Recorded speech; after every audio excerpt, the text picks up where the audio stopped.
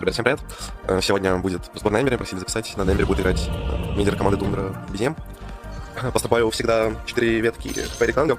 Против Бэтика можете взять Танго, обнутый стик и веточку, просто чтобы он... Когда заспавнивал у вас просто были ресы до батла какие-то. Скиллпоинт не тратить, чтобы, если что, если будет какой-нибудь ФБ, он подошел какие-нибудь чины просто дал. Если нет, он на линии просто щиточек качает, там пачку пушит. Или если нужно будет какой-нибудь килл себе забрать, если может тоже качать.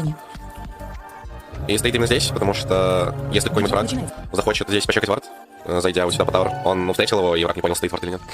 Сразу же идет пачку и пачку стопить. Копу линия, ну, немножко неприятненько, но в целом, если вы на имбире ботный, то вы можете постоять даже в пускара.